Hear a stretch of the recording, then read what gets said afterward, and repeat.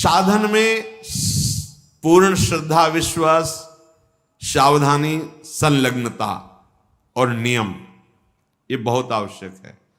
नियमावली न टूटने पावे, बिल्कुल पक्का। आप कुछ वर्षों तक नियम आप पकड़े रहिए, फिर नियम आपको पकड़ लेगा। नियम किसे कहते हैं?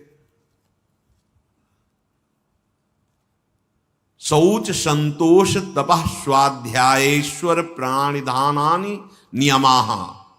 शौच, संतोष, तप, स्वाध्याय, ईश्वर, प्रणिधान।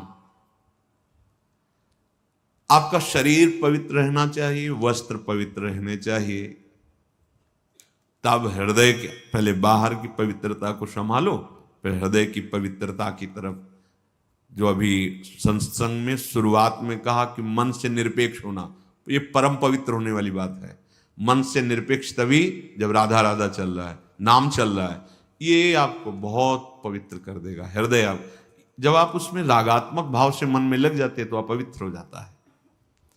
जैसे स्वर्ण को तपाया जाता है तो मल छोड़ देता है, निर्मल हो जाता है, ऐसे मन में जब जलन होती तो पवित्र हो रहा है। आप समझ नहीं पाते और विचलित हो जाते हैं, वो मन ही की मलिनता नष्ट हो रही है, आप उसे अपने में लेकर के दुखी हो रहे हैं।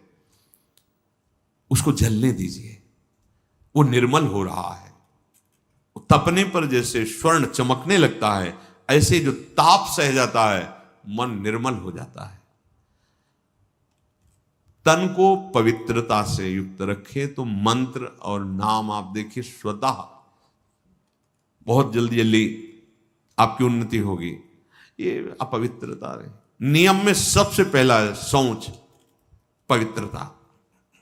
आपका उठना बैठना, खाना पीना, देखना सुनना, चलना फिरना भगवत स्मरण करते हुए पवित्र भाव से, और शरीर को भी पवित्र रखना। देखो जिनको ऐसा सौभाग्य नहीं मिला है, गृहस्थी में नाना प्रकार के कार्यों में रत हैं, तो अपवित्र पवित्रो वा सर्वावस्थांगतो पीवा, जैसी भी स्थिति में हो तुम राधा राधा बोलो, पर आपको तो सौभाग्य मिला हुआ है कि आप हर समय असंग और पवित्र रह सकते। तो लाभ लीजिए और उस लाभ को जगत मंगल के लिए प्रभु के चरणों में अर्पित कीजिए। आपके लिए तो बहुत बढ़िया अवसर मिल गया है। आपका पवित्रता पर ध्यान होना चाहिए, आपका शरीर पवित्र होना चाहिए, आसन पवित्र होना चाहिए।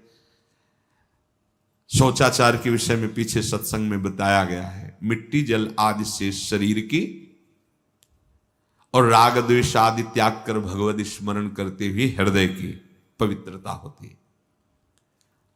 संतोष, चाहे गृहस्थ हो चाहे विरक्त हो, भगवत प्राप्ति करना है तो ये लाना ही होगा हृदय में। बिन संतोष न काम न साही, अछत काम सुख सपने नहीं। यदि संतोष नहीं है तो कामनाओं की बाढ़, और जहां कामनाएं हैं, कोई कोई तो कहते कि मांस वगैरह खाते हैं, पर आपके आदेश से हम ब्रह्मचर्य का निर्वाह करना चाहते हैं, त्रिकाल में नहीं कर सकते। राक्षसी भोजन पाओगे और तुम ब्रह्मचारी बनोगे, तुम आसुरी प्रवृत्ति धारण करोगे, और सच्चिदानंद में बिना चित्त जोड़े तुम इन दिव्य व्रतों का पालन कर सकते हो? कदापि नहीं। अरे यही तो दुष्टा रसेंद्री, यही तो भ्रष्ट करती है। इसी से सारे विकार शुरू हो जाते हैं। जिसकी रसेंद्री शासन में नहीं, खाना पीना सही नहीं, परमार्थ की केवल बातें करे, क्या राक्षसों को ज्ञान नहीं था क्या? दैत्यों का ज्ञान नहीं था क्या? आप देखो जब वो अपने परिवारजनों को उपदेश करते हैं ना किसी संकट में, तो पूरे ब्रह्म ऋषि जैसा बोलते हैं, ज्ञान है। ऐसा नहीं कि नहीं ज्ञान, बहुत बोल रहे हैं, लेकिन आचरण में बिल्कुल ज्ञान नहीं है, तो इसीलिए तुमको राक्षस कहा गया। तुम्हारे आचरण राक्षसों जैसे हो, कह रहे हो कि हम अमुक अमुक साधन, व्यर्थ की बात। नियम से चलो, शौच, संतोष। भगवत कृपा से जैसी भी परिस्थिति तुम्हें दी गई है, जो भी धन भोजन परिवार जैसा भी, या विरक्त मार्ग जैसा, संतुष्ट रहो। जथा लाभ संतोष सदा काहू सु कछु न। बड़ा शांत मार्ग है, बड़ा गंभीर मार्ग है ये, बड़ा सहनशीलता की जरूरत है। और सही पूछो तो आपको कोई दुख है ही नहीं, आपको कुछ चाहिए ही नहीं। आपके अंदर दुख और चाह जो आई उस शरीर को लेकर, संसार को लेकर आई है।